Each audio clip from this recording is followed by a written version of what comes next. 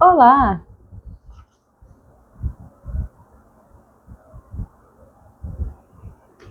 Olá!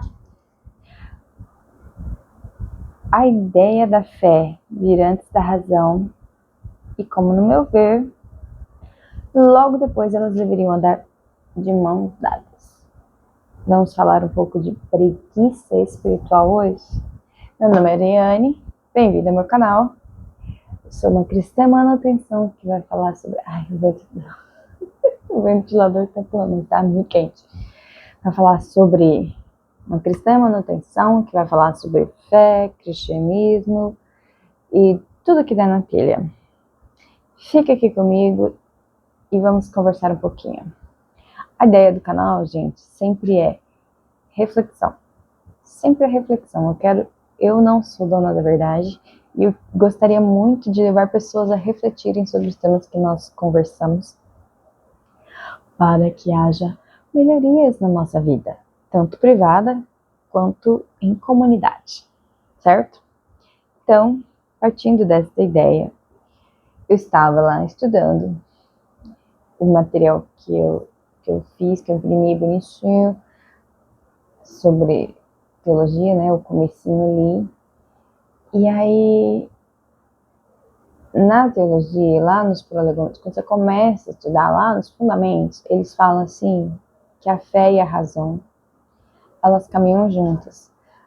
A teologia, o estudo da teologia, ele não é a fé, ele é a razão. Mas que só a razão não funciona, então ela precisa ter a fé. Então ele fala assim no sentido de que você precisa crer para que aquela teologia venha frutificar na sua vida da maneira correta, digamos assim. Eu estou tentando simplificar o que eu estou tentando dizer, certo? Então assim, com isso em mente, a partir do momento que eu creio em Cristo, eu tenho fé. Fé no Criador, fé no Salvador, fé na minha redenção, fé, né? Só que eu não conheço, concorda? Tudo que eu for conhecer de Cristo, provavelmente vai ser a partir de agora. Salvo pessoas que crescem dentro da igreja e às vezes aprendem muitas coisas antes de efetivamente ter a virada da chave da conversão, certo? Mas, mesmo assim, depois que você tem essa conversão, coisas a respeito de Cristo, a respeito da palavra, elas tomam uma nova proporção, uma nova dimensão, porque você passa a olhar aquilo também com os olhos da fé, certo? Crendo que a palavra de Deus, que a Bíblia é a palavra de Deus. Diferente do que a gente tem visto muito acontecendo por aí, que são pessoas brigando para dizer que não, a Bíblia não é a palavra de Deus. E afim. Então, assim, acho que é por isso que eles querem dizer assim, que uma pessoa pode ler a Bíblia e se não houver a fé nela, ela vai achar que aquilo é só mais um livro, aquela palavra não vai... Eles não precisam crer para as coisas acontecerem, certo?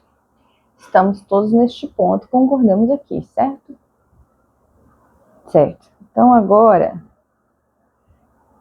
nós vamos para a ideia de que entra a parte da preguiça espiritual. Ó. Geralmente, reproduções de ideias negativas sobre Deus vêm em parte de experiências negativas misturadas com má informação e até, talvez, de um pouco de ingenuidade, às vezes de má fé. Se eu creio, mas me recuso a entender, eu não sou um discípulo. Na verdade, eu me torno refém. Que era sobre isso que eu quero com você. Era, não é? Sem querer. Oi, tá caindo. Ai, meu Deus. Ai, tá com o palo invertido. Arrumou? Arrumou. Enfim. De novo, se eu creio, mas me recuso a entender, eu não sou um discípulo. Na verdade, eu me torno refém. Ou seja, agora eu creio em Cristo. Agora eu sou convertido. Mas a minha fé se baseia única e exclusivamente naquilo que o pastor fala para mim nos domingos. Ou no que o irmãozinho fala para mim nos grupos pequenos. Eu não leio a Bíblia, eu não estudo, eu não procuro, e eu estou falando partindo do pressuposto de uma pessoa que já fez isso por muito tempo na vida. Eu fiz isso muito tempo na vida. E aí você há de convir comigo que a partir do momento que você pega todo o evangelho e condiciona que uma pessoa fala, provavelmente enviesada, ou mesmo que não enviesada, mesmo que corretamente, você concorda que, na verdade, o conhecimento não está em você, está na pessoa, e que talvez a hora que você precisar daquele conhecimento que aquela pessoa levou um domingo à noite, você mesmo não saiba o suficiente para utilizá-lo conforme a sua necessidade? Então a gente se torna refém do conhecimento do outro e também refém da boa ou má vontade do outro. Então, assim, o que eu percebi em alguns, eu falei no outro vídeo, que eu estou vendo muito testemunho, muita história de pessoas que viveram no seio da igreja e hoje já não estão mais. E alguns deles me chamaram a atenção justamente por isso, porque eles vieram de pessoas que frequentavam lugares, uma teologia duvidosa, para dizer o mínimo. Duvidosa. Pra ser bonitinho assim, delicada, gentil. E você vê que a pessoa, tipo, agora, algumas, né, não todas, mas agora ela nem crê mais em Cristo Jesus, no Deus de Abraão, Deus dos, né? Ela não crê mais nesse Deus, porque ela tinha toda a sua fé pautada naquilo que era entregue a ela dentro daquela igreja, sem uma busca mais aprofundada da palavra.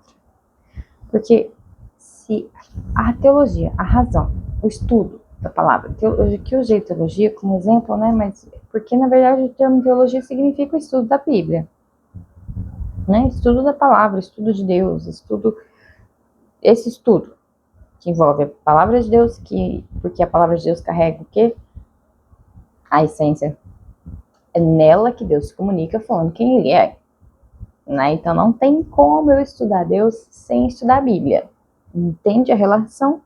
Então se eu tenho a fé em Cristo e eu estudo a Bíblia, mesmo que de uma maneira mais, assim, mais com sinceridade de coração, honestidade intelectual, já algumas coisas caem por terra, algumas manipulações e alguns evangelhos deturpados já caem por terra. Né? Algumas coisas, talvez, elas são tão bem envoltas na verdade, que para você entender e tirar essa camada da verdade e achar a mentira, você precisa ter um pouco mais de entendimento na hora de estudar. Né? Por exemplo, as pessoas às vezes querem tirar a Bíblia de um contexto que ela foi feita naquele contexto e elas tiram tudo aquilo para colocar o que elas acham que a Bíblia está falando. E não, igual assim, uma coisa que é ótimo é as pessoas pegarem as partes históricas da Bíblia, né? Olha lá, porque tem morte, tem isso, tem aquilo. Assim, sim, está sendo contada uma história para você.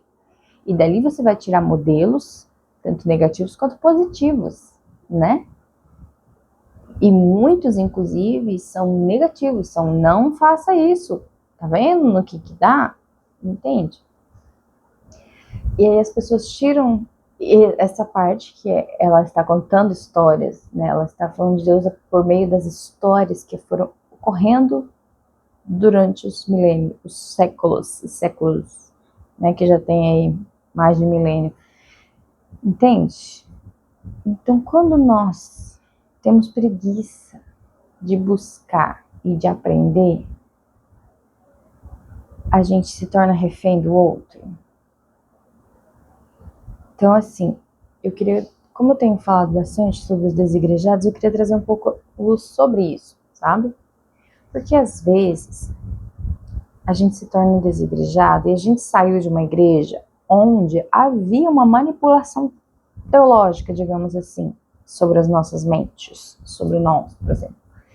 E lhe foi entregue um evangelho levemente deturpado, assim, talvez não ao ponto de ser uma heresia, mas também que não é aquilo, sabe? Não é por ali, é uma interpretação às vezes meio equivocada, sabe?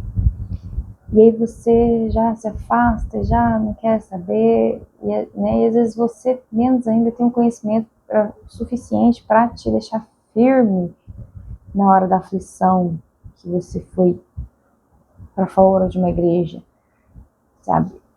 É claro que o ambiente da igreja, ele ajuda a nos manter sempre fervorosos. Nem todos.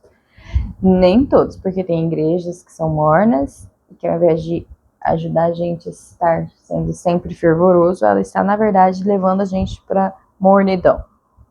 Acontece, não queira me dizer que não. Né? Mas a ideia principal, uma das ideias de estar no corpo de Cristo, é isso. É você se manter assim, quando você está abatido e tal, você vai lá e recebe a palavra de encorajamento, para se manter perto do Senhor. Não para ser vitorioso a vida inteira sobre todas as coisas, o tempo todo. Né? Então,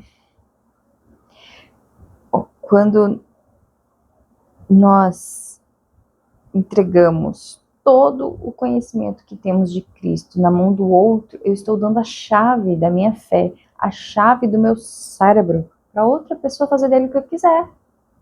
Você entende isso? Vocês entendem o que eu estou querendo dizer? Damos uma ferramenta importante para o manipulador contra nós mesmos, a nossa omissão ou inércia. Então, assim, hoje, mais do que nunca, está mais fácil você aprender. E digo mais, existem vertentes diferentes dentro da teologia que não são heréticas. E existem as heresias, certo? Então, assim, você pode, que é uma das coisas que eu estou tentando fazer agora, estou fazendo agora, é justamente isso. Eu estou buscando clareza acerca dessas correntes teológicas. Até para que eu tenha um discernimento acerca de quais pontos eu concordo com quais correntes teológicas. Porque eu sou um ser pensante. Deus me deu inteligência para ler e compreender. Por exemplo,